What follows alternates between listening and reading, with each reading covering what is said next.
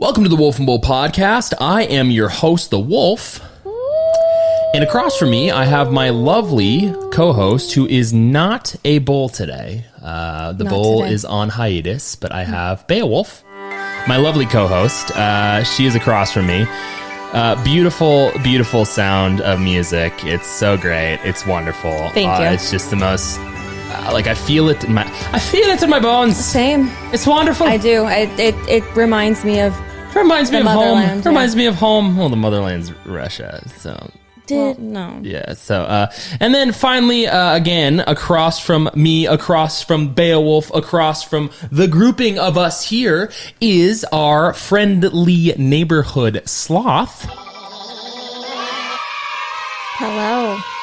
Back again. That sloth noise is something else. I can actually hear it this time. Custom made. Yes. I would Custom made. like to tell you that I think you said the wolf is on hiatus. The bull is on hiatus. Well, I'm on hiatus too. We're both on Okay. hiatus. When So he's I on wanna show hiatus, you I'm that. on hiatus. It's Halloween. Yeah, Of course. I'm always on Okay, hiatus. yeah. So you're dressing up as the werewolf. bull No, for Halloween. sure. Okay. Yeah.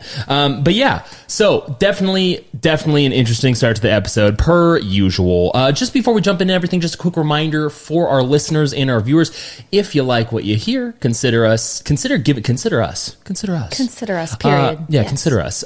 Consider giving us a follow on any major listening platform and a 5-star review. That would be greatly appreciated. Also on Instagram, you can find all of our latest content. And then ideally, if you're watching on YouTube, because I know that you are, breaking the fourth wall there a little bit, a subscription would be greatly appreciated. We have episodes with Wolf and Bull every Friday, and audio episodes come out on all the major listening platforms every Thursday. So yeah, You can hear, Yeah. you can listen, you can watch. all at the same time. Technology. Yes. It's a wonder. How's everybody doing? Oh, I'm good. Yeah? I'm good. Yeah. Actually, I'm not going to say the brand, but I'm trying a new energy drink right now. I'm not typically one to try new things when it comes to drinks and gas stations as we move along. Yes, I'm not usually one. Usually when you go to like a gas station, there's like 3 things I'd get, like, you know, that's my snack, that's my drink, and that's my water. Well, this is a new one brought by the Sloth today, and I am still on the fence whether I like it or not. So that is the latest. But yeah, other than that, I'm good. Decorated for Halloween. We did. Which was exciting. Yeah, it was a good time. Trying to, entice trick-or-treaters to patronize us because we have way too much candy. To entice trick-or-treaters. So trying to Patronize get our little home. kids- Well, we have too much candy in this house, and if they don't take it when they Then- come trick-or-treating, I'm going to eat all of it. Oh no, we'll have candy for us no. as adults. But here's the Darn. problem. I see that bowl of candy. We have so many bags. We don't.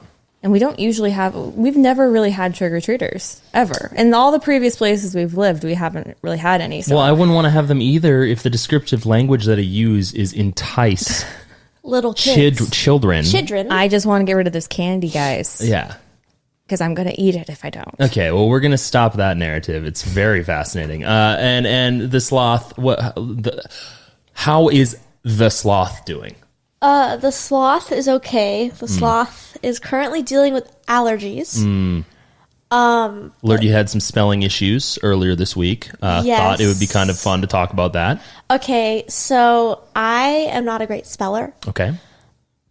but I have trouble spelling exercise. Oh, okay. I've always thought there was a couple S's in it. That's fair. I guess there isn't. No. So X or size. EXSERS.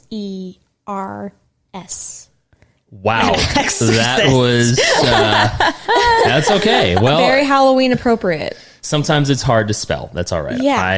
Everyone So- struggles with their own things. Well, that's great. How are you doing? I'm doing okay. I want Halloween to be done because I am tired. You're a Christmas guy, tired. aren't you? Oh, I'm a No, Christmas guy. I'm a Halloween person, but I'm just tired because I'm 30 and I'm too old. I'm too old to dress up. You're never You're too old. so no, old. wrong. No, that's not what I'm saying. I'm saying there's a threshold. There's a threshold where it starts to be a little eyebrow raising. No. If you dress up, yes. If you dress up past a certain age, if you don't have kids. Okay. I disagree. if you don't have kids. Yes. So you're the proponent. You are someone who believes that 2 grown adults can go to Disneyland for the day without children. No, I'm not saying that. I'm Same saying thing. going to What? Halloween parties. That sounds great. Thing. It's What same are you thing. What are you dissing? We've been to Disneyland alone without children. And then not at the age we're currently. So we Not that much younger. It was younger. My thing. Once you hit 30, once you hit the 30, the big 30, What about the Halloween parties? you're with older people. I think that sounds great. It's still weird. I think it's fun. It's weird. Oh boy. There's a slight weirdness there. There's some judginess I going know. on right I now. can feel it. I can feel the judgment. Yeah. Boo. It's all judgy until I'm like, hey babe, you want to go to Disneyland? Disneyland? And you know why I say yes? Because you love Happy her. life equates to a happy wife. That's right. why. It's the other way Has around. nothing. Same difference. My life is my wife. Has nothing at all to do with me liking Disneyland, as we know, and as the audience knows if you listen to other episodes, which I do not. So, Breaks my heart. well, boo-hoo. Well, I'll go with you. Yeah, well, Thank you. the Uyghur genocide breaks my heart too. In part 1 of this 2-part series of Brothers Grimm and Weird Fairy Tales, we discussed Cinderella, Sleeping Beauty, Snow White, and the ridiculously strange, borderline infuriating Pinocchio.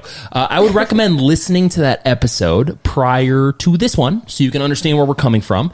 There's a little bit of a narrative here, and you'll probably see so, figure it out Whichever you're doing. Watch so. in a second. So yeah, but anything else to add before I jump into the monologue with this very strange fever dreamish intro per every Just episode? be ready. Let me tell you, I know literally nothing about any of these stories we're going to talk about today, so I am quite intrigued. Oh, you better great. be. Good. I know the Disney versions. Yeah, well, That's it. well, Not the Disney this is versions. this is in the spirit of spooky time. I didn't dress up in this episode. Clearly, Clearly, none of us did. I'm dressed up as a coffee barista. So this is what my outfit is. I didn't know we were supposed to dress up. We weren't supposed to dress up. I just didn't Well, want I to. would have if I had known Well, that I was allowed to.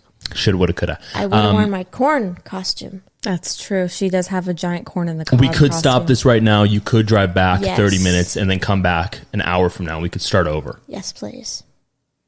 All right. Anyway, yeah. So this is in spirit of spooky time. There's an interesting twist in all this. I think these are wonderful stories, but they're also really messed up stories. So let's jump right in to the monologue. In my previous monologue, I mentioned that the world is a hauntingly magical place, and that remains true. With Halloween season upon us, the festivities of spookiness, or evil, depending on your prescribed worldview, are unveiling themselves in rapid fashion with enjoyment and fear permeating throughout every neighborhood and city. See, Halloween, whether you think it's evil or not, operates on the same identity at its core as other holidays operate on: stories. Without a well-fleshed-out origin or story, the holiday has no perceived cultural value. Gonna turn that down just a bit. You can see that with all the pointless holidays, like Have a Bad Day Day, which occurs on November 19th, by the way, for some unexplainable reason. That's an actual holiday. Was unbeknownst to me till yesterday. Same thing with Back to the Future Day. Didn't know until literally the night before. So it's not really a holiday in my mind. We did celebrate it. Kind of. Holidays, whether we like them or not, are representations of the larger obsession that society has at its very core, our obsession with stories. Whether true or completely fabricated, stories can have a huge impact on a myriad of facets within society, ranging from personal identities to religious ideologies and everything in between. The power that a story holds on our mind is, in many ways, fascinating and terrifying. In the last episode, we discussed a handful of disturbing fairy tales by the Brothers Grimm, and we laid out a detailed understanding of where these stories originated from and what they were about. I apologize for Pinocchio. That was a terrible decision. Yes. But in part 2, we'll discuss a few more fairy tales and the impact that we think they have on society. Pinocchio was Terrible. very, very That was a bad. disturbing one. But It wasn't even disturbing. It was just weird. Like a friggin' It did LSD feel like a trip. yeah, like a fever dream. Very, very Lewis Carroll. Very weird. Very. Alice in Wonderland through the Looking Glass. Yeah, I know where you're going through. I was going to think like Edward Scissorhands. Did you know that Lewis Carroll was the suspect in the Was suspect? Ripper? Jack Yeah. the Ripper? Yeah. Yeah. Really? Uh huh. That's the person that made Alice in Wonderland? Well, it's not confirmed or anything, but yeah. Well, he also made a lot of young female bodies disappear. Go down the rabbit hole. They went down the rabbit hole. Yeah, of death. Yes. Eat this. Drink this. Stab this. Yeah. I don't remember Alice in Wonderland pretty much at all. It nothing sticks with me. Well, there's a Cheshire Disney Cat. version, and then there's Lewis Carroll's version. Yeah. Through the Looking Glass is the actual name, correct? Yeah. Pretty sure that was the second one, wasn't it? Well, that's the name of like the original. You sure? I thought there was two. I thought Alice in Wonderland was one, and then Through the Looking Glass was the second. Yeah, it's the second book. Yeah, the second book. Don't quote me on that. I'm quite sure, but Pretty sure. either it's the actual name or the second. Pretty sure it's the second book. Well, Yeah. we'll find out Anyways. later. Well, so yeah, this episode we're going to talk a little bit more about fairy tales. I know that it's not necessarily Halloween-esque, like everyone else is talking about murders and Jeffrey Dahmer and all these people. And I'm just like, tired of hearing about Jeffrey freaking Dahmer. We don't go with the crowd, okay? yeah, we are contrarian here. We make our own trail. We like Lewis and Clark and Yes, we Sacagawea. are them. That We makes this are them. confusing. Who's Sacagawea? Am I Sacagawea? Goea? Yeah, that's how you say it. Go away. Yeah. We'll be doing I an think we would episode on be her canceled soon. if one of us picked who she was. What? Maybe, maybe not. Maybe we're progressive if we do that. Anyway, so I think the first people stories that we should talk about is the Little Mermaid. Okay.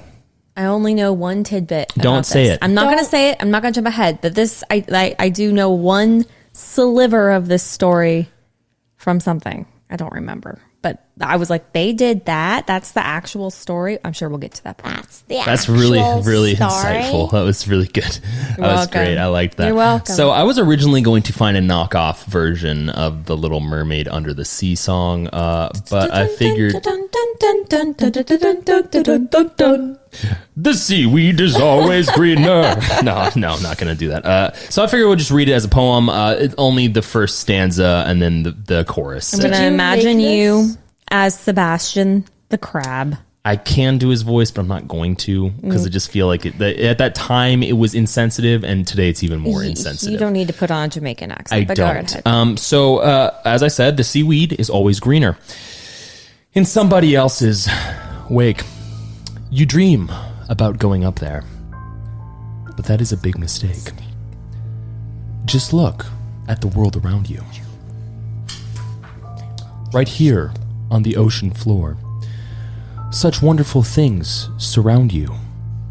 What more is you looking for? Under the sea, under the sea. Darling, it's better down where it's wetter. Take it from me. Up on the shore, they work all day. Out in the sun, they slave away. While we devotin' full time to floatin'. Under the sea. Under the sea. Under the sea. The first part of that is a little scary when you read it like that with that music. That was the intent. Because this is quite a depressing story. Now, there are a myriad of retellings. There is a whole train of history on this, and we'll cover some of this. But this particular story is written by, or was written by, Danish author Hans Christian Andersen. Is he related to the Hans in Frozen? Let's be careful. Probably... Yes. Hans. No. Yeah, so it was published in 1837. The Little Mermaid follows a journey, much like everyone who's ever watched a Disney movie. It follows the journey of a young mermaid who is willing to give up her life in sea as a mermaid to gain a human soul. I was unaware of the fact that she had to gain a human soul because Disney conveniently left that very, very distressing thought out of their Important. initial story. A soul. A soul. So it's not her voice. No.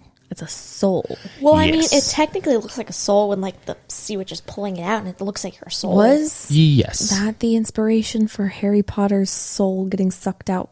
Oh, like with the wand, like. No. The Dementors give the Dementors kiss and they suck out the soul of the person that they're kissing. No. I don't think so. I'm I think kidding. it It's is. just a similar sort of, It looks the Yeah. same. if you think of it from the perspective of a Disney cartoon where they Or- had her voice coming out, it's very similar to how it looks like when a soul is being sucked out. also via reminds Harry me Potter. very much of the Scooby-Doo Spooky Island movie. Okay. Okay. Where Is that the zombie mom- one? it's where the monsters suck out the souls and they go into like different people and like they pick them out of the fountain. Oh yeah, and that it's like, one. Put me back in my body. Yeah, my favorite part of that movie, real fast. That's okay. When they're when the souls are in like that giant the fountain pool. or whatever, and Shaggy's looking for Scoobies, or he's looking for his friends, and he picks out somebody and he's like, "Oh my god, thank you so much, you saved me." And he's like, "Sorry, you're not my friend," and he puts him back in the fountain. It's Very hilarious. Nice. Very nice. I love that movie. A+ movie. That is. I think it stands the test of time. I think it does too. Scooby-Doo Mystery Island or Spooky Island. Spooky Island, great movie. Yeah. Yeah, I've seen that movie too much. I love that. I've been that burnt out movie. on it. The one that I liked was the cartoon Zombie Island one, which was actually kind of love that scary. one. That's a good movie too. The one That with one the is scary. cats, the cat people. Yeah, that one is kind of That one scary. was weird. Kind of like, now that I think about it, really scary for a It like kids movie. really messed me up. Yeah. It scared me. Y'all are weak. I love Scooby-Doo. Excuse me. Oh, I thought Scooby-Doo is my Scooby-Doo too. favorite. Yeah, well, Favorite growing up. I used to stay up and watch it on Cartoon Network. yeah. Loved it. Okay. Yeah, Loved it. Bravo was not my thing.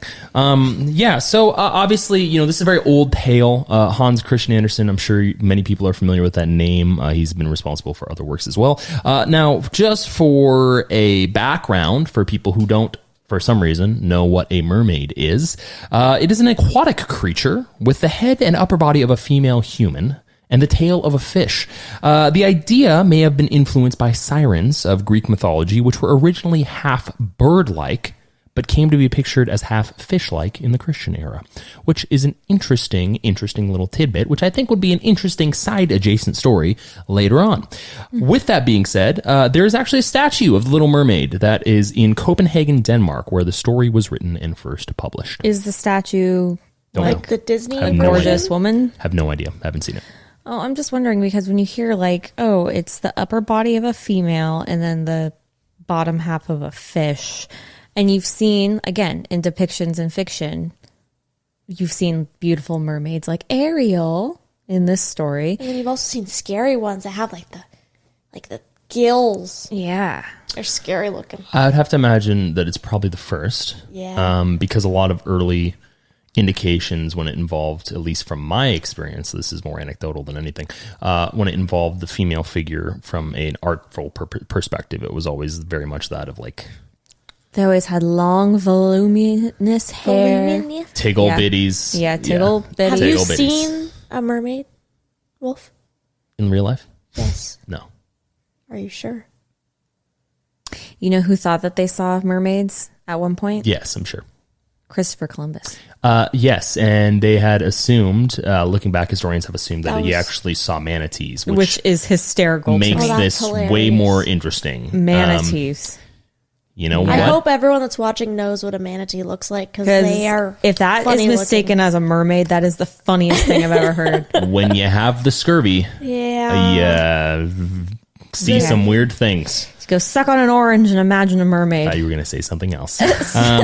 All right. So, while the original story goes something, it's very different in a lot of ways to the Disney-fied version, which, by the way, how did they get away with it? Question I have, general question. How did Disney get away with taking all these stories and profiting off of them without paying somebody else? Did they How just do you buy the not rights to know it? that they paid it? That's a good question. I'm not sure. Maybe I They don't might know. have paid for some rights, and they also probably they did. might have been out of domain or whatever that's called by that point. Public domain, in public domain. Yeah. Interesting. Well, so anyway, different. This one is slightly different. It's not extremely, but it is not as bubbly. So the Little Mermaid lives in an underwater kingdom with her widowed father, referred to as the Mer King, her dowager grandmother, and her 5 older sisters. When the Little Mermaid turns 15, keep that number in mind, she is allowed to swim to the surface for the first time to catch a glimpse of the world above. And when the sisters are old enough, each of them visits the upper world one at a time every 365 days. When old enough, her turn arrives, and she watches a birthday celebration being held on a ship in honor of a handsome prince, whom she promptly falls in love with, because that's how love works. Just looking at him. Whoa. Yeah, exactly. Immediately in lust. love. Yeah, right. A storm hits. The ship sinks. The Little Mermaid saves the prince, never mind anyone else who probably perished in that, and delivers him to a shore near a temple. The Little Mermaid waits for the ladies from the temple to arrive and help, and unfortunately, the prince never even realizes who saved his life. Yeah. They don't say this, but that ship was the Titanic. Yes, exactly. Confusing historical conflictions there. She becomes sad, and she chooses to ask her grandma if humans can live forever. And her grandma, in the most just homey, real one way, explains that humans have a much shorter life than mer people, who apparently live to be at least 300 years old. But she also explains that humans have an eternal soul that lives in heaven, while mermaids turn to sea foam at death and cease to exist. Jesus died for people, but he didn't die for mermaids. Nope. No. Sorry, mermaids.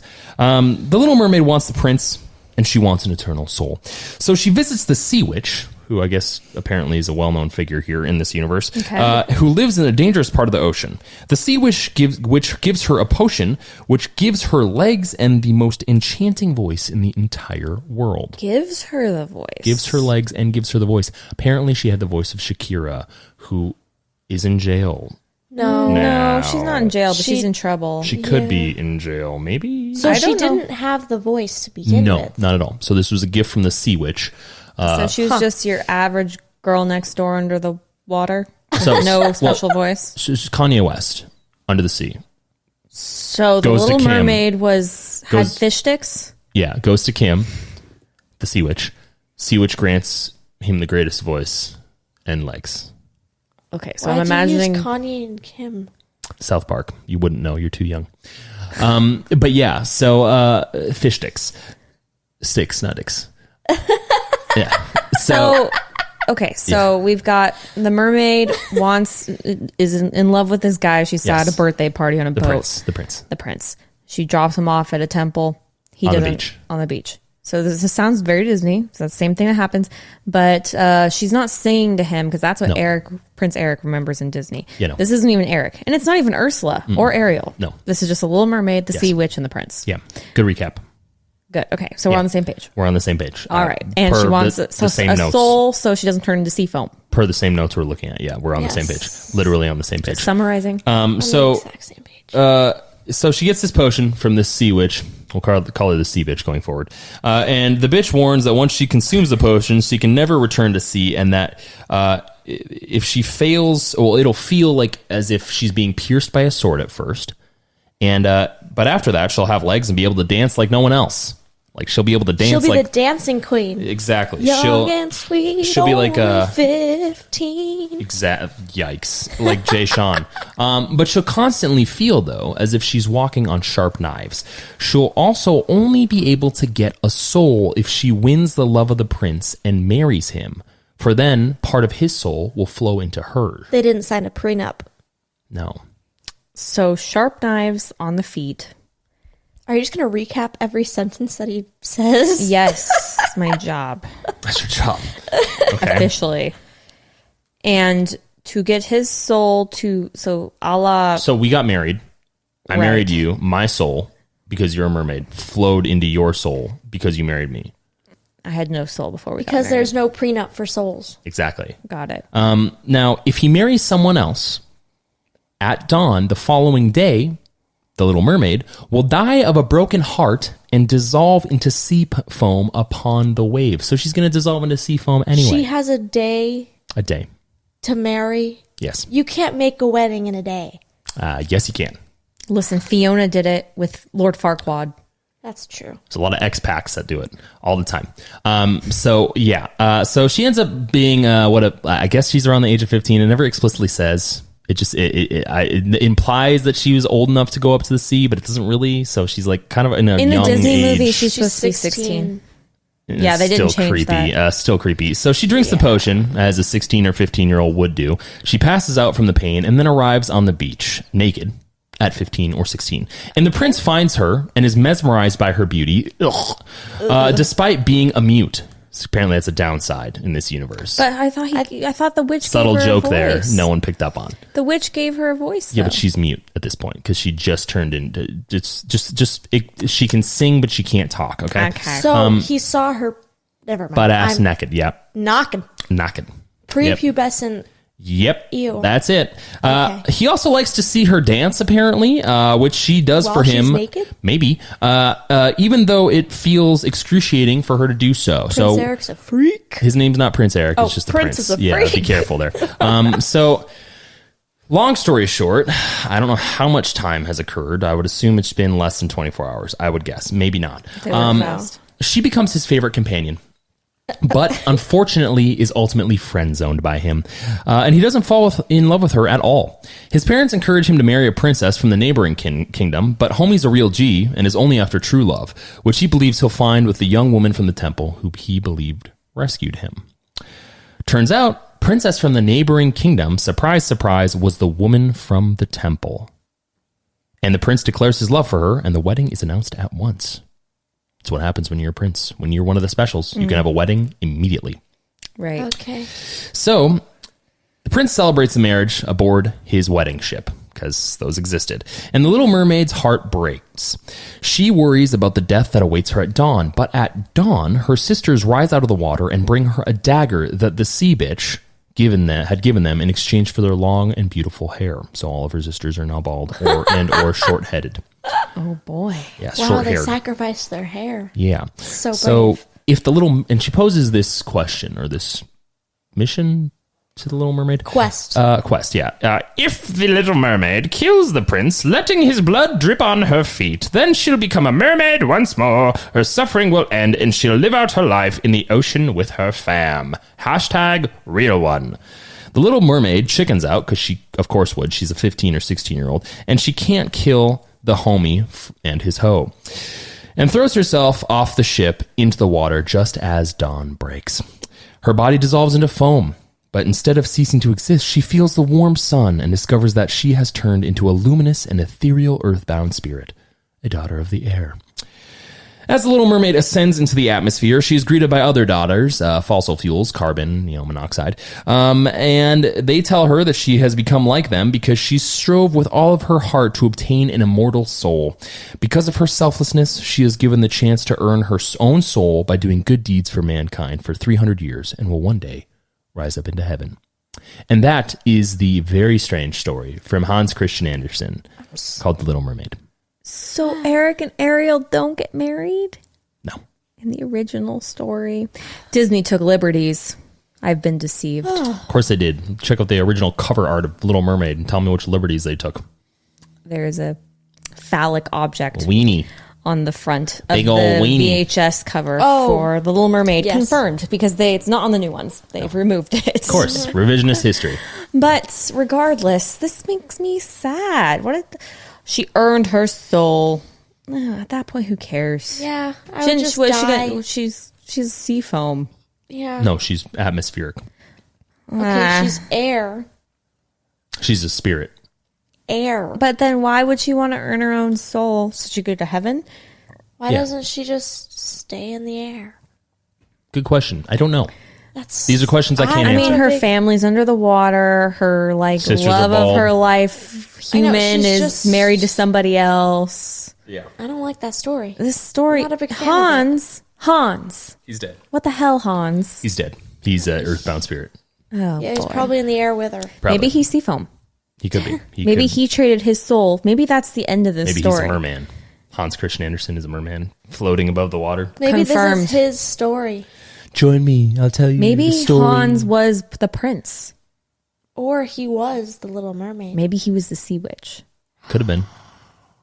Confirmed here on the Wolf and Bull podcast. Yeah. So, how does this story make you feel? Because I really want to dive into. The the impressions that you get and had gotten as young women from The Little Mermaid. Because I, as a young man, watched The Little Mermaid at an age where I was just kind of like, okay. Well, I can maybe speak a little more to this because Little Mermaid was in my time. This one over here was I not was yet obsessed born. with the Little Mermaid. You were not yet born when it came out. Did it only come out then, or was it out for I'm the just rest of the saying time? it was like integral to my growing up, right? The Little Mermaid. I remember when that movie came out. All right. Big Okay. deal. Big deal. The second one. There was a third one too, by the way. These are all Disney movies. I liked the second one. That's the one with her daughter, right? Aren't they doing a live action one right now? Yeah, That's with, got like everyone up in arms pretending they like it or pretending they hate Let's it. not talk about yeah, that. whatever. Yeah, we're going to stay away from that one. But regardless, the thing is, I always loved that movie, and I have my issues I have with some Disney movies in the sense of maybe I love princess movies. That's all. That's like the bottom line is I really love princess movies, but I also understand why they have their critics. I really do. The Little Mermaid, the thing that really upset me, I didn't even realize till I was much older, was like she's actually supposed to be 16, which is kind of weird. It's like, just a tad, yeah. But then also all the Disney princesses are supposed to be pretty young. Also, just a tad strange. Yeah, they're all like on their 16th birthday. Like even like Tangled, Rapunzel's 18, right? And you know, Flynn Rider's got to be like 27. He's got to be like 30 I think years he's. old. Yeah. I think they said he he's must- 26. I think Yes. that's like the actual age that they gave him. Yeah. Which I'm just saying, like the older I get, the more I'm like, these guys are pretty young. Bottom line, yeah, I never really had much of an issue with Little Mermaid, but I like the Disney story better than this one. I think, don't you? Yeah, I'm not a big fan of this one. I like the original. I'm not a big fan. Maybe the issue I'm having with the Hans version, the original version, is that I guess I get what he was trying to do, saying like she's got to earn it. She can't just like trade things with a witch and get what she wants. Yeah. But also like, yeah, maybe I'm just a romantic. This isn't a happy romantic story. Yeah, well, it's weird. I think it's because it never was supposed to be romantic, but Disney like romanticized it. And so, Well, yeah, that's because definitely true. Disney likes to do that with things.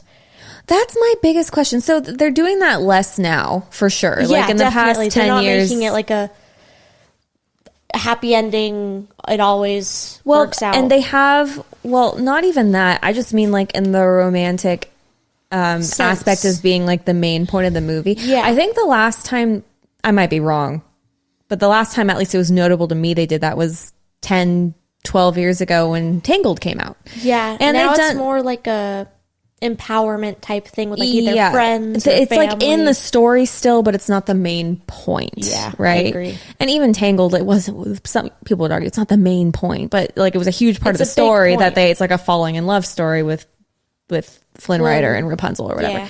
So I look at something like this and I'm like, what was the formula? At one point, Disney took up with the princess falling in love with the prince thing. Like that was the main point of most of the movies I saw growing up. Well, and notably, I know we're not going to probably talk about this at all today because it's not Grimm's or even closely related. But like Mulan was my favorite movie growing up. I mean, it's closely related, and I could have talked about it, but I chose not to. And yeah, I mean, There is a Grimm story. It's not Grimm's. There's like a Grimm's Chinese like- legend about Mulan and stuff. But so just to specify for our listener, what Grimm's entails is specifically German fairy tales. But my point where I was going with that was my favorite movie, and I loved the whole message of the Disney movie of Mulan and everything. But also, it did have this aspect of there was like this slightly romantic story between Li Shang and Mulan, Fa Mulan, right? Yeah. So I look at something like this, and I'm like. And that movie ended on like a very sort of like, they didn't go too deep into it, right? It was just sort of like hinted at the end that this was going to go somewhere. Yeah. It wasn't the whole point of the movie. Whereas like something like this, it's like the point of it was that she wanted to be with this prince and get a soul, and it's not a happy ending, really. Well, she wasn't even. Well, I still think. Well, it's a happy end. It definitely is a happy ending. Well, I mean, it's she not- didn't turn into nothing. Not in the way that I mean, like maybe I was just saying maybe I'm like a romantic. Maybe I just like the idea of something working out. Yeah, like well, that. but here's that's the not thing: the- is that's it's not the story implying that it doesn't. I think there's a difference because this story still has technically a happy ending according to Hans Christian Andersen. He wanted a very. I was during my research. I was talking. I was reading about how there are some variances when it comes to this particular story because there's different versions. I mean, this is an old story, very different versions, and some people had similar-esque stories had said that, well, she actually just, she died good. Yeah. She actually, turns into sea foam and there's nothing left and stuff like that. So this, like his way of having her go up into an ethereal spirit, into heaven, I'm not sure what's happening. It's a good ending for her.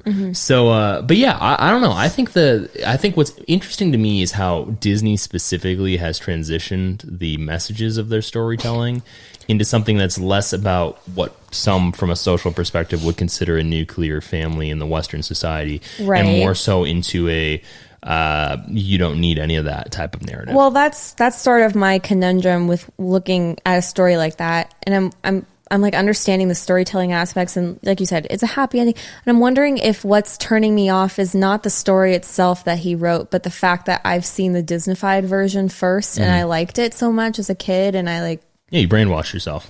Exactly. Well, I truly liked it. I know I did. I truly liked it. So I'm wondering if I'm just comparing the two and purposely like shutting this one down because as I don't really like childhood. it. Right. Well, I think and this is something that we've discussed on podcast and off podcast, but I think the main issue with Disney that I have specifically outside of the Uyghur genocide, hashtag Disney's evil, is that they choose to specifically create these very unrealistic, and if you think about it, very insidious narratives for people to grasp onto. I mean, a lot of people in our generation have this worldview specifically from a, perspective of relationship that's just inaccurate. And I would argue that a lot of that was influenced from things like Disney and from things like Happy Ever After syndrome and from things like, I get this from my prince and my prince is this. And it's very objective in a lot of ways. Misogynistic. Well, it's misogynistic, but it's also there's a little bit of a misandry there as well, because we talked about objectifying, and it goes both ways. We can objectify princes, and we also objectify princesses, and we also objectify princes as the answer to all the princesses' problems. Well, they are. In a lot of maybe I can totally see where you're going with that. I think in some ways it does give a sort of expectation for some people, but I don't think it can be totally like chalked up to like Disney's fault. No, it's not purely Disney's fault. No, there is and I think there's also a major pushback in today's age against that kind of thinking. Maybe the pendulum swinging a little too far, some would argue, but like this whole dependence on like finding a prince and falling in love. Well, you have to remember Disney played a part in introducing that too. I mean, Mulan. Well, no, I understand. That's why I'm saying there's like this definite shift culturally. I think, and like I said, rid of relationships. Well, it's not even getting rid. Well, it's getting rid of gender roles, is what it is. No, I think in a lot of ways. I think that there's a shift in where it's no longer the major point in like a storytelling aspect. And while I think that makes sense in a lot of stories, I also think that doing away with it completely isn't exactly, well, you have empowerment. Well, you have to remember that's my opinion. And this is a whole nother topic. We're going to go down that avenue, but the whole idea, I think, of them doing that is to push a certain set of values that are not representative of today in today's culture.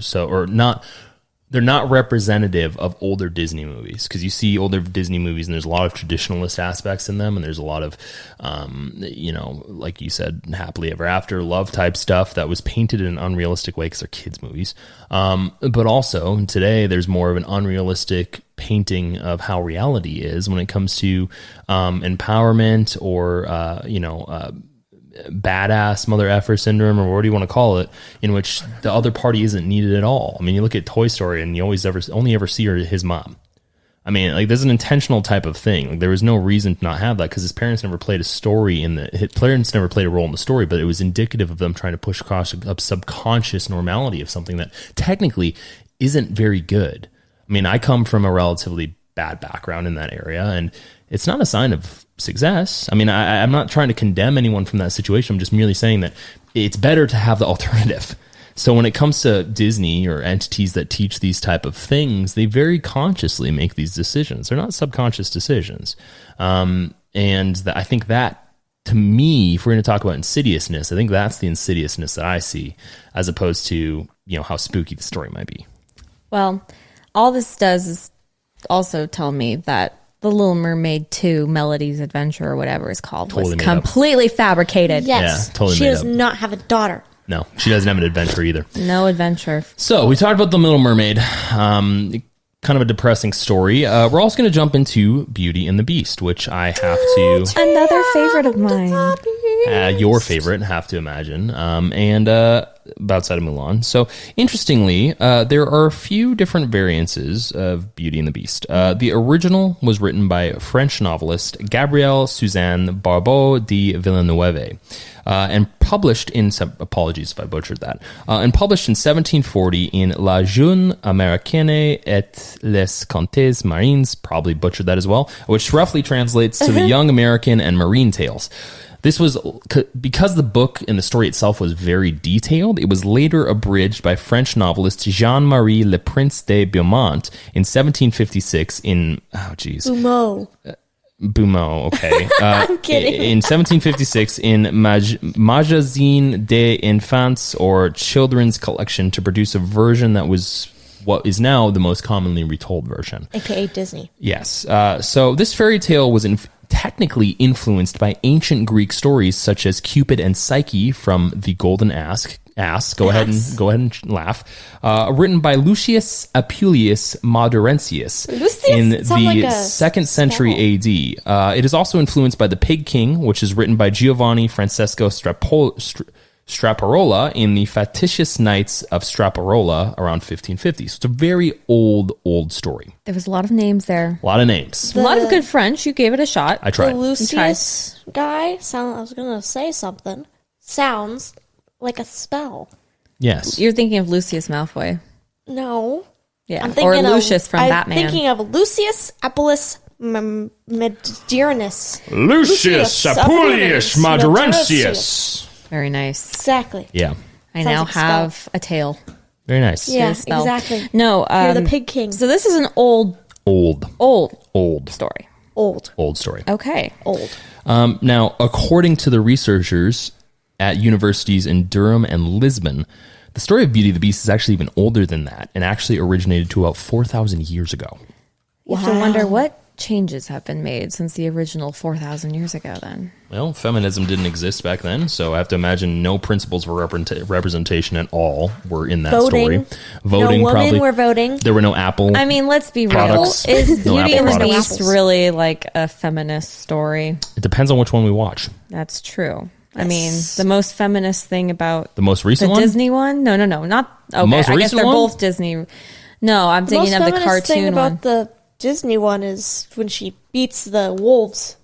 No, that's no. Well, he saves her from the wolves, right? No, not in the newest one. I can't remember. I can't remember the newest either. one was trash. It's garbage. I liked it. Or when she saved him from the people. You liked it because it's representative of a story that you originally loved. You prefer the original.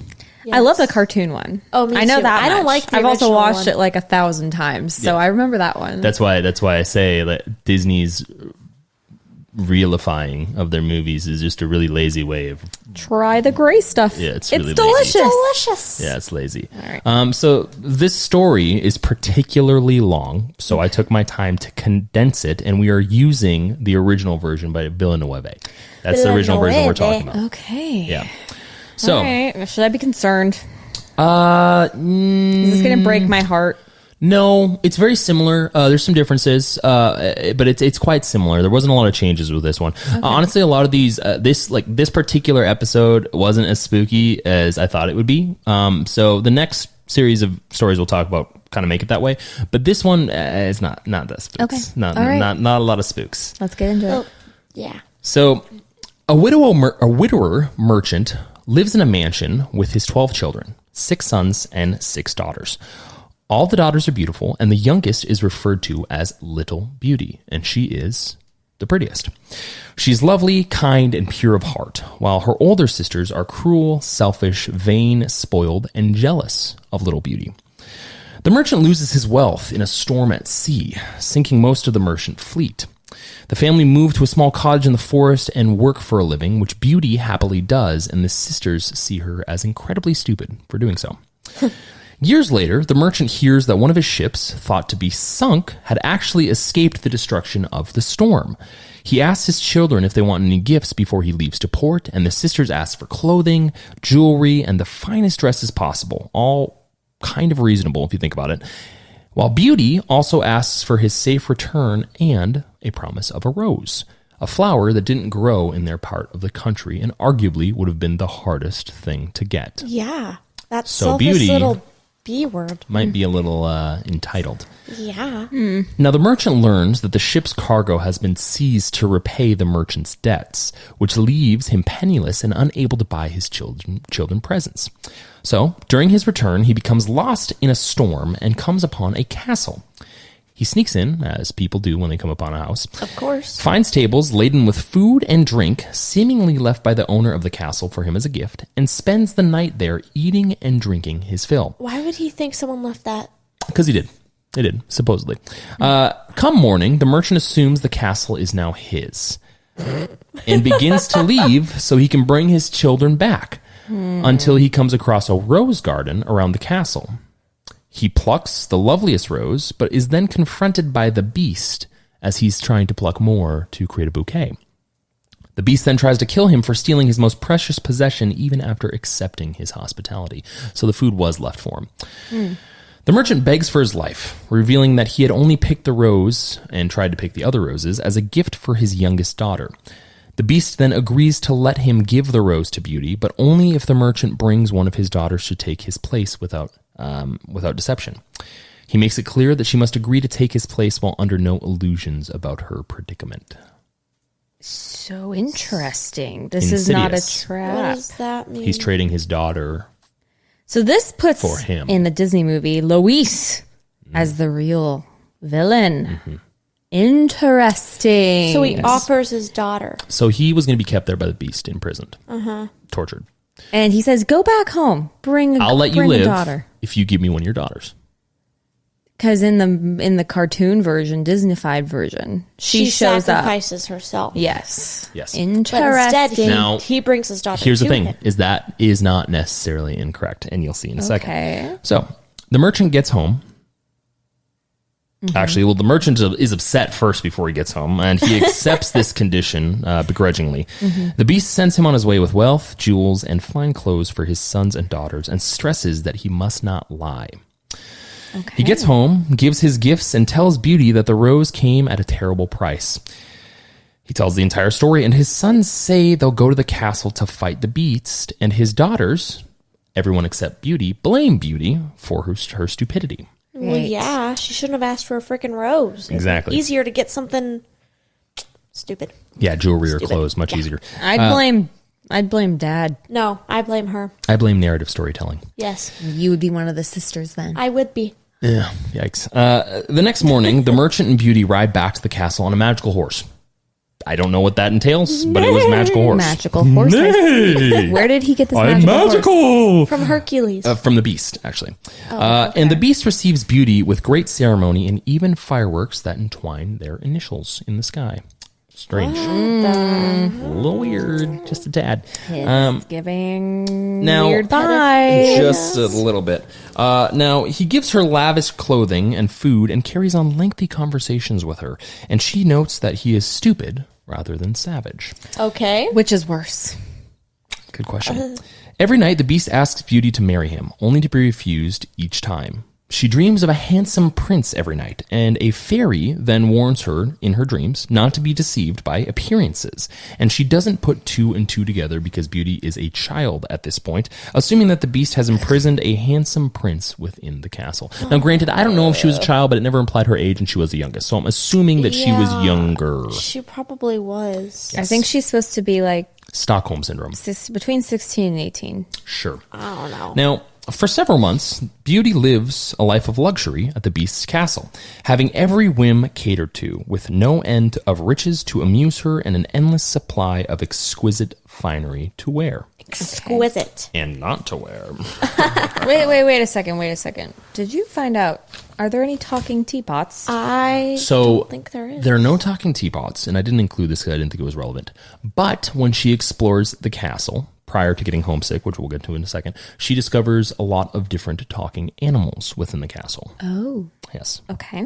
So, Beauty gets homesick, and the beast allows her to return home on the condition that she wears an enchanted ring, which allows her to wake up in her family's new home when turned 3 times around her finger, and that she must return within 2 months. When the 2 months have passed, she envisions the beast dying alone on the castle grounds and hastens to return despite her brother's resolve to prevent her from doing so. She returns, finds the beast dying, becomes distraught, and realizes that she loves him. Okay, that's A just classic a pity. case of Stockholm Syndrome. That's a freaking pity. Maybe. Okay. Now, she resuscitates him with water and agrees to marry him that night. How do you resuscitate someone with water? I don't know. You throw water on their face. Start giving them CPR, dumping Yeah, water exactly. on their face. Waterboarding the beast. So stop, Beauty. Yeah. Now, she awakes next to him the next day, and she finds he has transformed into the unknown prince of her dreams. That fairy bitch then shows up, along with a woman whom Beauty doesn't recognize, in a golden carriage pulled by white stags. Yeah, very timely. The woman is the beast's mother, who is unhappy Beauty is not a noble. The fairy chastises the mother and eventually reveals that Beauty is her niece, with her actual father being the queen's brother from Fortunate Island, and her mother being the fairy's sister. You just threw a lot of information at me from left field. So Beast and Beauty are cousins. Yes. Like first cousins. Yes. What? You said this wouldn't ruin it for me. It's ruined. Oh, I'm uncomfortable. Keep in mind, this is from a long time ago, and in France, I have to imagine it was totally fine. Yes, Yeah. I know. Incest this, incest that. They loved it. They loved it. Not just- Bradley still do. Yeah. No, We don't hate French people, by the way. no, it's not. I'm not even talking about France. I'm just talking about back in the day. The royals were all inbred. They were. That was just a thing. Yeah. Well, yeah. So the prince then tells his story, because in all the time that he's been with Beauty and all the conversations that he has had one way with Beauty when she has not communicated with him, he has never once gotten around to telling his story. Of course. His father died when he was young, and his mother had to wage war to defend his kingdom. The queen left him in the care of an evil fairy who tried to seduce him when he became an adult. When he refused, she transformed him into a beast. Only by finding true love, despite his ugliness, could the curse be broken. So he didn't sleep with a fairy, so she got pissed. Yep. He was At of least- age. He was of age, though. I was going to say, So- at least she waited until he was an adult. Yeah. It's the only person that did. In Still all these strange, though, stories. because that would imply that he was a child when he met her, which is very much Still kind of grooming. weird. Grooming. This Yeah. is disappointing. Just a little bit. But yeah, the Beauty and the Beast lived happily ever after as married first cousins. Beautiful, isn't it? Great. How does that make you feel? Thanks, Disney, for taking a story that should be left in the You darkness. know what this story is missing? A major piece. Gaston. Death. Well, yeah.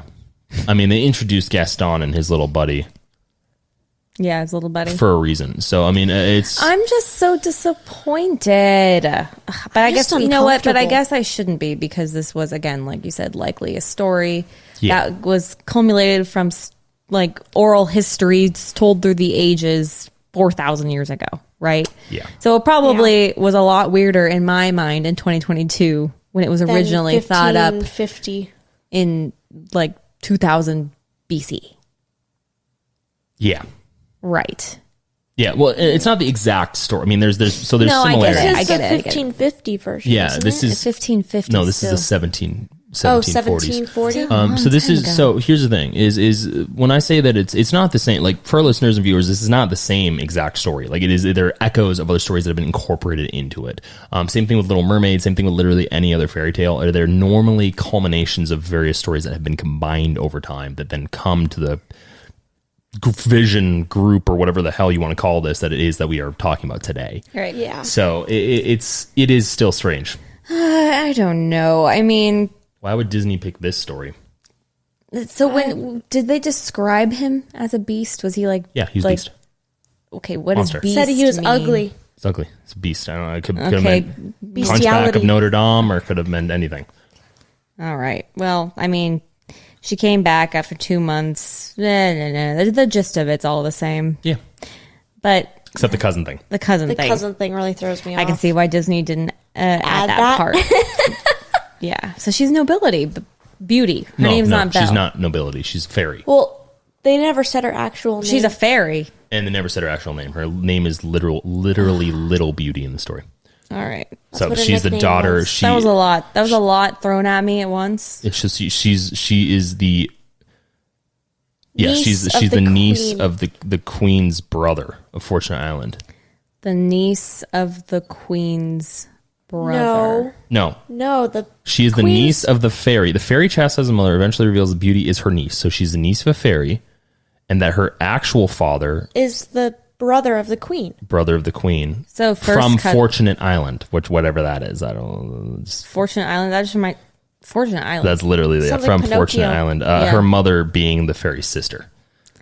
Okay. So Still her incest. dad slept with a fairy? Yeah. Okay. Does he fess up to that? Well, her dad, but her dad died in the war. Wait, then You're missing this. Prince's dad died. She is the niece of the fairy. Her dad slept with the mother, the sister of the fairy, at Fortunate Island. The mother is the prince's mom. Oh my god. There's a lot here. Okay. Very I got strange. it. I got it. Yeah. All right. A lot of blurred lines familially. Yeah. I'm very Well, I mean, confused. here's the thing. We got a great cartoon out of it Did in we? the early 90s. and some Did we? great music. yes. I am so upset that she died.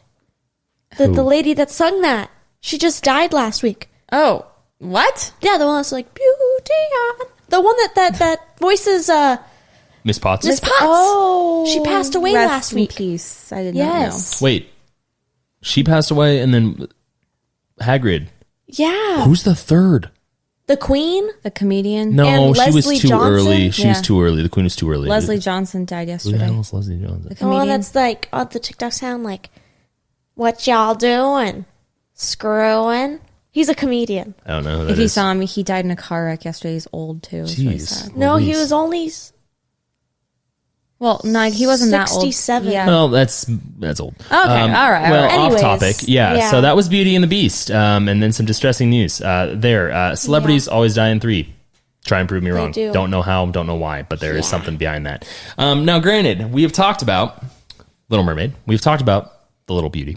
Now, we're going to actually talk about a German tale called Hansel and Gretel. Oh boy, I Hansel can't and wait. Gretel. I mean, the story I know of this is disturbing. is already anyways. very disturbing. Yeah. Yes. They've now, made horror movies about I haven't this seen children. it. I kind of want to see the new one. The spooky one, the spooky spooks. Oh, I That heard one it looks- wasn't very good. Well, bummer. the one I think of, I don't even think it's Hansel and Gretel. It's the one where they stay at their grandma's house. She Oh, tries yeah. to eat them. Oh, that's the Like the, where she- they're the filming visit it? or the something. visit. Or whatever. Yeah, That just seen that. reminds me of Hansel and Gretel It's for similar. some reason. Yeah, it's similar. I've seen that. That's disturbing. That one's really scary. yeah. Well, this one we're gonna go through 2 versions because there is the original version, which was originally collected by the Brothers Grimm and published in 1812 in Grimm's Fairy Tales, aka referred to as Little Step Brother and Little Step Sister.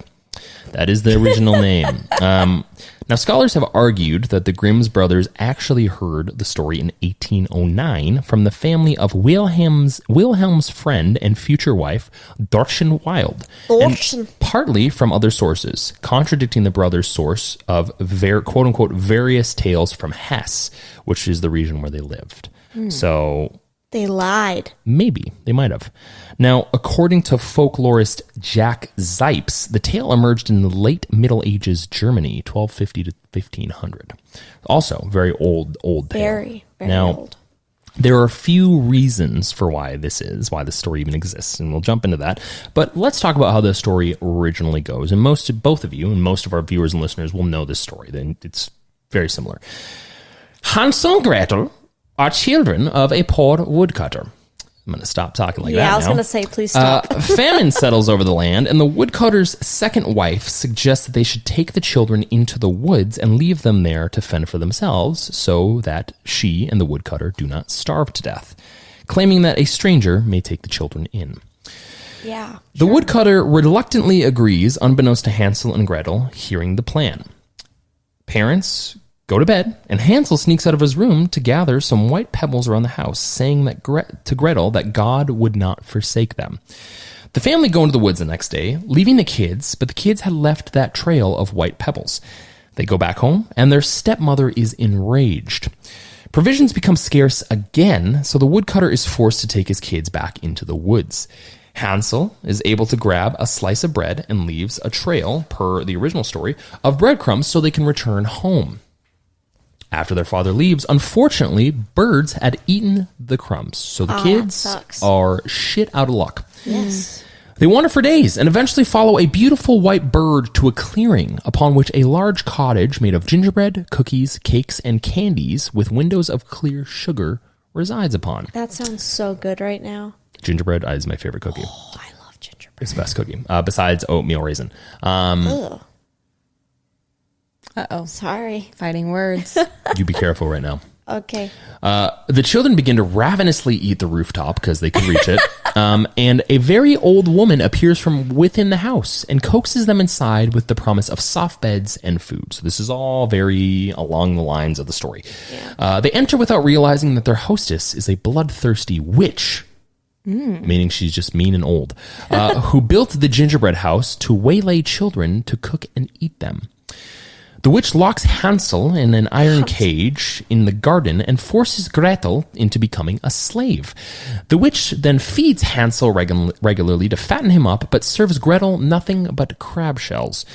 The blind-ish witch tries to touch Hansel's finger to see how fat he has become, but Hansel cleverly offers a thin bone he found in the cage. Now, the witch is a moron, apparently. How? She's a moron. And the thin bone is from another child that she had eaten previously. Well, but how would you know how fat someone is by their finger? You haven't seen it? Their fingers get stubby. Yeah.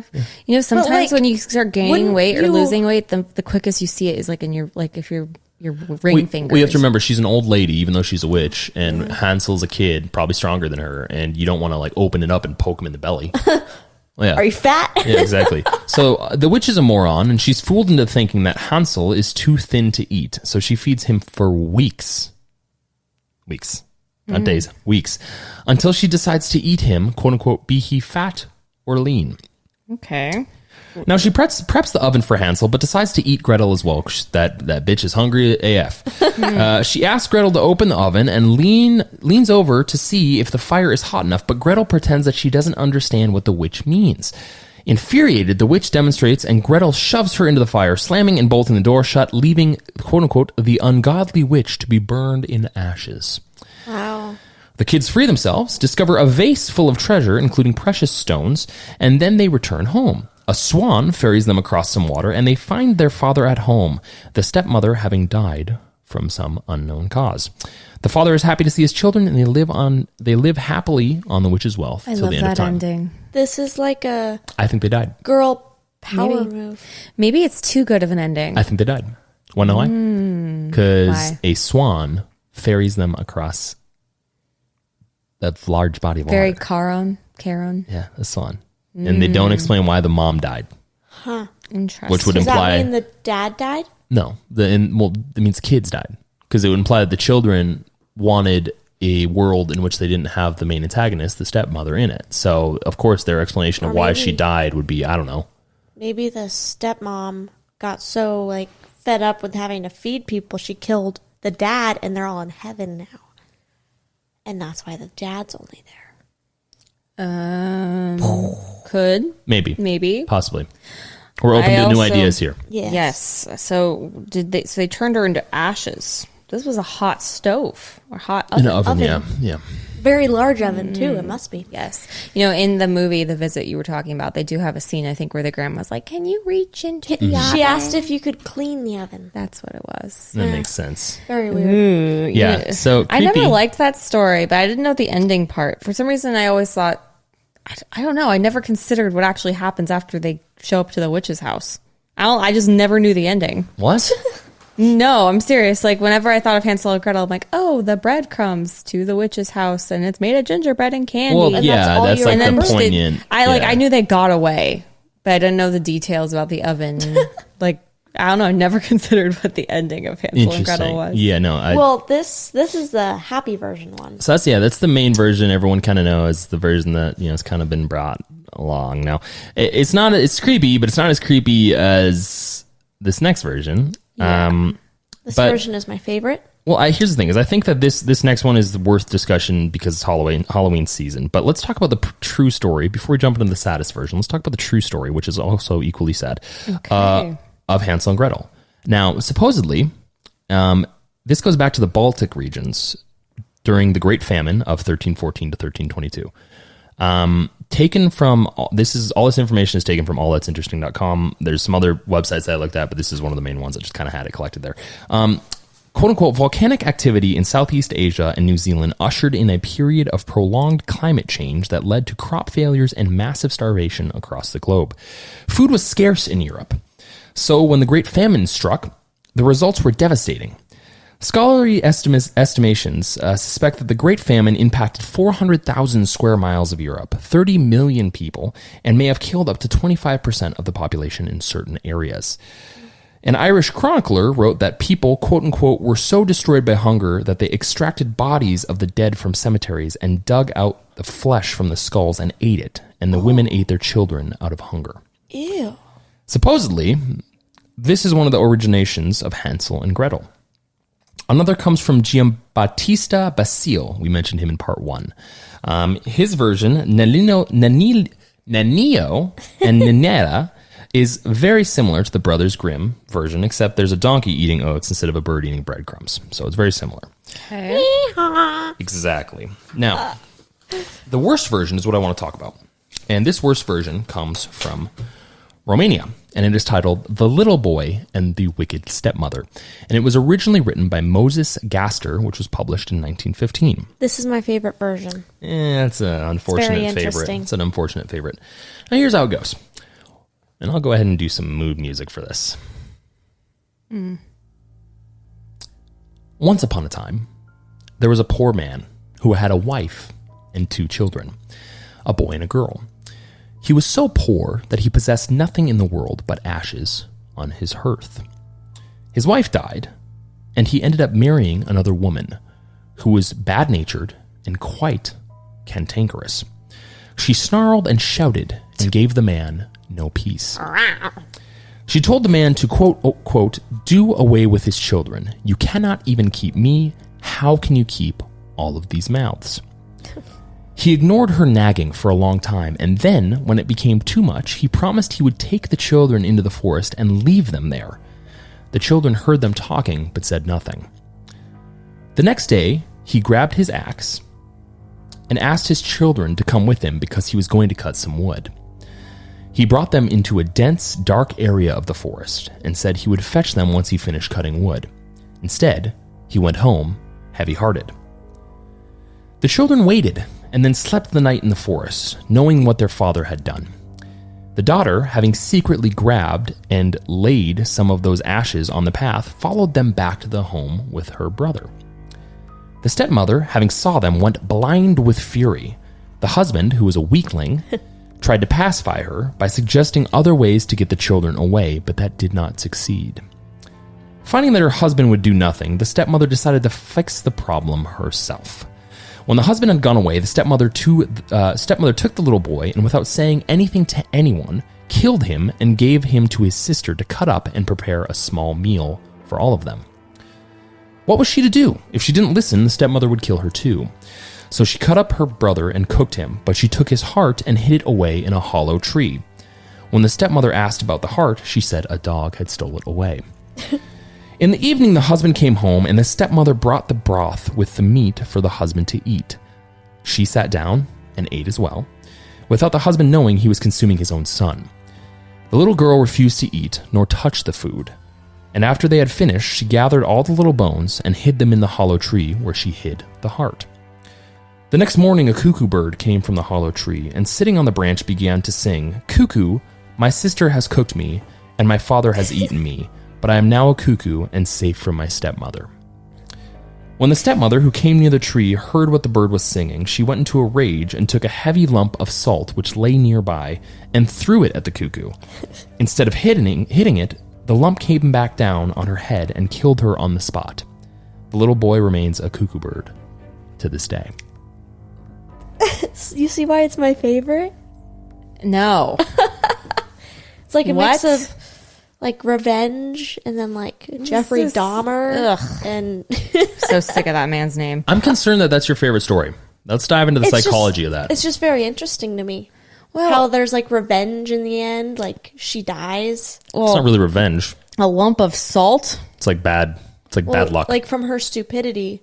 Well, right, but She I don't dies. understand. So she took a heavy lump of salt Yeah. that You know, lay nearby, like a and she threw salt it, and lamp? it Like that type of boomeranged back at her head. No, she just missed. So the bird's above her. She threw it up, and then it came back down. Oh, on her. that's And it hit her hilarious. on the head. That's Birds But of a tree. also, it's not really a. Does the daughter ever say anything to dad? Like, hey, by the way, if you're looking for our, my brother Probably or your not. son, I've You got ate him. bad news for you. Yeah, probably not. Yeah, I wouldn't. Ugh. Yeah. Yeah, that one's kind of nasty, kind of disgusting, kind of Halloweeny. Yeah, Very I don't Halloween-y. like Yeah. that stuff. Ugh, Yeah.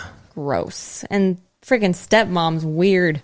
She just, oh yeah, yum yum yum yum, taste Nom, nom, delicious. nom, nom. Well, I think the unfortunate part about all that, because this one was written in 1915, so it's probably meant to be disturbing. Okay. But I think the unfortunate part about Hansel and Gretel generally is where the story originates from. The most disturbing part about all these things, and this is something that we talked about in the monologue, is how impactful stories are in society. Right. And Hansel and Gretel, for the most part, if we think about it in a historical context, if those things are to be true, basically paint a very devastating picture of what famine can do to humanity. That's a good point. I mean, think about it. In some of the most notable cases of cannibalism, Donner Party, the team that crashed in South America, it all came almost down always to them. resorts to cannibalism. They came down to making the decision, cannibalism or our lives, right? Yeah. So Yeah, and the unfortunate... like a very Yeah. taboo topic, I'm sure, in times of great distress where people were starving to death. It was often something like a taboo topic, like we were on the brink of. Well, I don't think it was at that point. I don't think people cared. I mean, you have to think about the Great Famine, and mothers were eating their children, and people were digging people out of graves, and eating rotten their flesh. brains. Nice. Yep.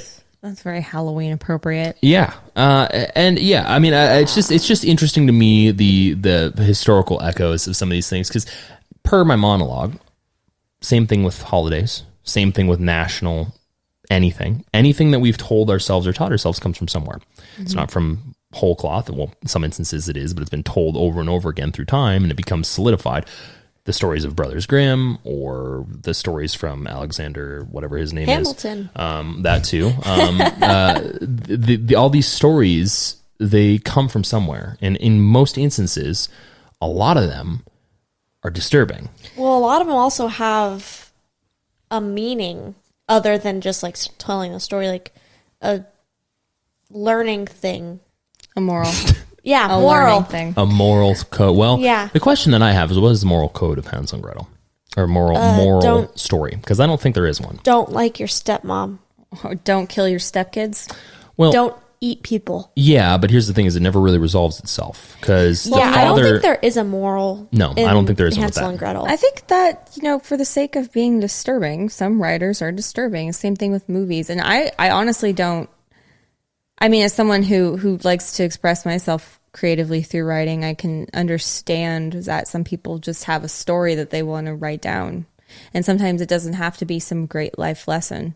I mean, some of the best stories in the world are ones that I think have sort of unhappy endings. Some of the best Yeah. movies in the world are not necessarily Harry ones Potter. that make you, well, I mean, I love those movies, but they're not necessarily something that makes you feel good at the end of it.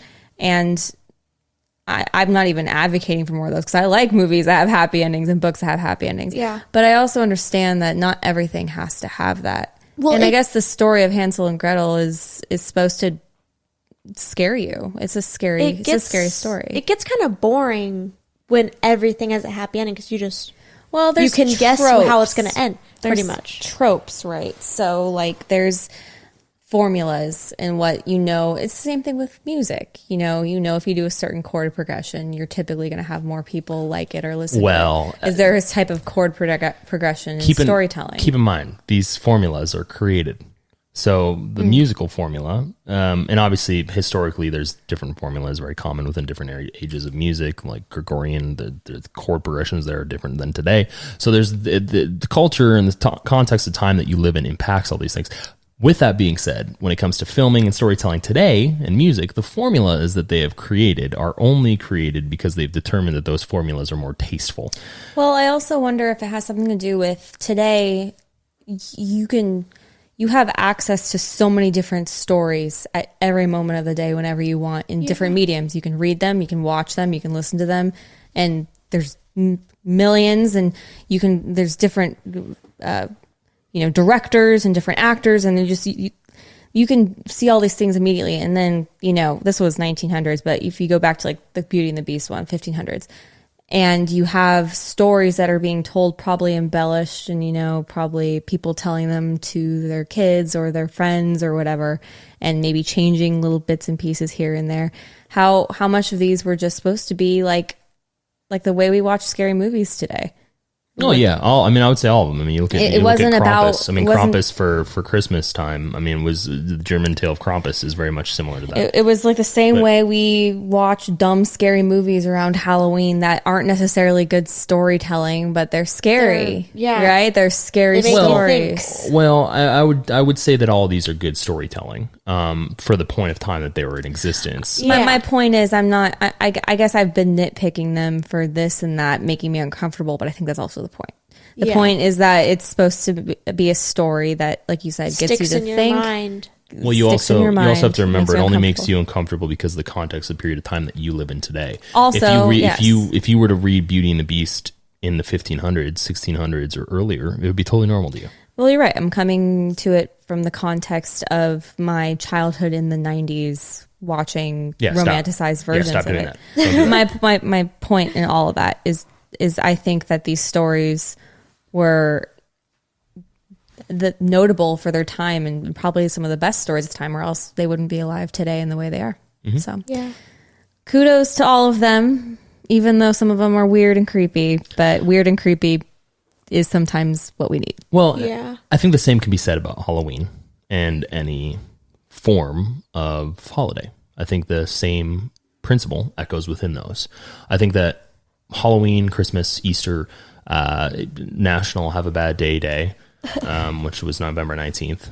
I truly think that those are just all echoes of what it is to be, at the end of the day, a human.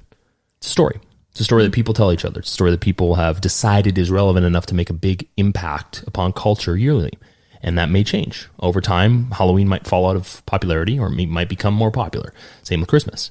These things all change. And I think it's very interesting, especially today, the interest that people have in trying to curtail these things to their own bias as opposed to just observing them as they are.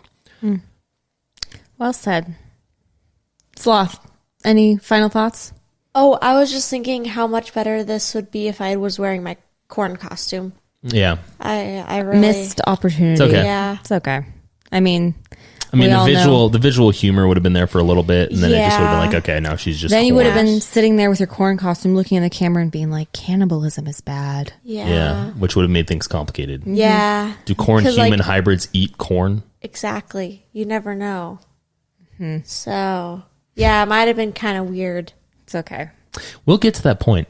We will. We'll get to that point of melding human genome with like plants. vegetables. I'm telling you, it's going to happen. Someone is going to be wild, or maybe they've already done it. Someone's going to be crazy enough to do it.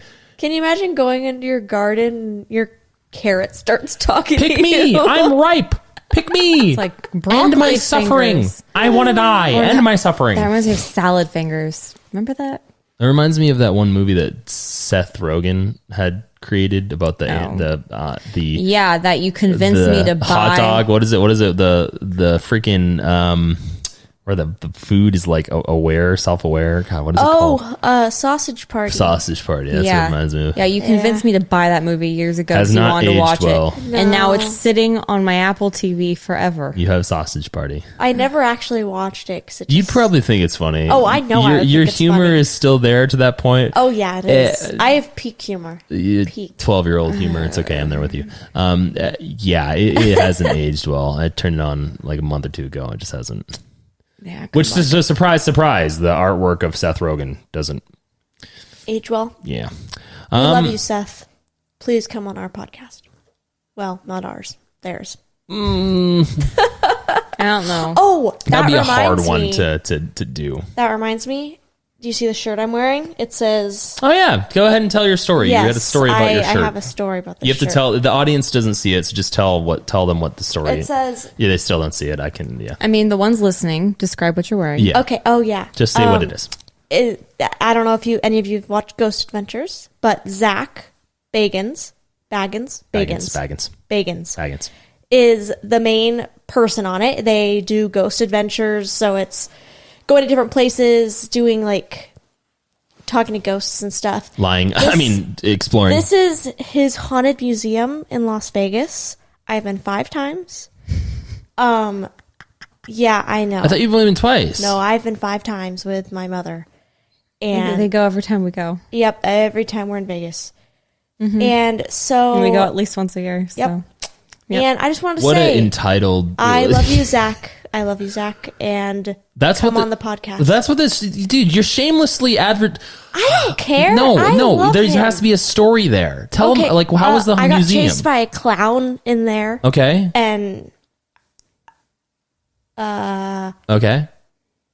It's a creepy museum. Scary. Yeah, it's creepy. For the sake of Halloween, I have been to this museum twice, and it is definitely creepy. It's disturbing. They have a lot of relics and stuff from like they have leathered skin. Ooh. From Ed Gein. From Ed Gein. Really? It's not actually from him, but they have it that someone gave their body to science, and so they preserved it on the wall. There's a leathered nipple on it. They do have Ed Gein's pot. That he made his human stew or at least what they say is his pot. Wow. They also have, I don't know if any of you guys have heard of Dr. Kevorkian, the guy that did assisted suicides in his van. He has the van. Why? Yeah, it's very interesting. He even has the proof of it. Why? It's really interesting. They have a lot of stuff. Okay. The Dybbuk box. Okay, so there seems to be this thing, and I just don't know. Maybe I'm wrong here because I make the argument. Maybe this is me coming to the realization that maybe I'm wrong. I make this argument of protecting statues today, right? Like we shouldn't tear down statues. But I'm over here now thinking in my head that we should burn every single thing in that museum just because it all has terrible juju. But maybe we shouldn't. It's history. Yeah. Well, it's an interesting museum. It is definitely. I recommend it if you're in Las Vegas in the area. Look it up. It's go ahead at the end of the Strip. It's very, very interesting. It's right off the strip too. Right off the strip. On the note of Zach Baggins, if we ever had him on that Baggins. On the note of Zach, if we ever had him on the show, I've been in love with you since I was 11. Oh my god, so That's cringy, weird. So much cringe. That's weird. We just that's strange now. Sorry. I don't even know how to end this anymore. I'm sorry. We talk about how I can't. We can talk about how disgusting Ariel was, and she's over here basically soliciting the prince. With that being said, I would love to know if he really believes. He didn't believe in ghosts until he came face to face. Yeah, but that's the thing that's from the True TV or whatever the Discovery Channel or whatever channel it was. So funny, Travel Channel. It's hilarious. The Travel Channel. I never believed in ghosts until I came face to face. The Travel Channel. Just think about how hilarious that is. The Travel Channel does ghost TV. Anyway. Oh, don't hate on him. I'm not hating on him. He's done quite well for himself, and I absolutely love his hair. He would fit well in Breaking Benjamin perfectly. He'd fit right in with them. But I would just love to know if he actually... Says he would never tell me. You'd never be able to know because it would ruin the shtick. He'd have to retire first, and then we can actually have the conversation about, you really believe in ghosts? Well... Is it just all joke, magic? Maybe we'll never know. Yeah. Do you guys believe in ghosts? I don't believe in most of the ghost TV shows. Okay. But I believe that they're there. Oh, you think they're faking it on the TV shows, but the ghosts are real? not like as real as like they say, but I believe that there's something. So, my premise, I don't believe in ghosts. Until you came face to face with Until I came face to face. Yeah. No, I don't believe in ghosts. Unless we're talking about Oh God. celebrities that never age. That always die in threes. Why is that? That Was the should be queen your next a episode? lizard person? Oh my gosh. Have you ever seen her blink? Have you? No.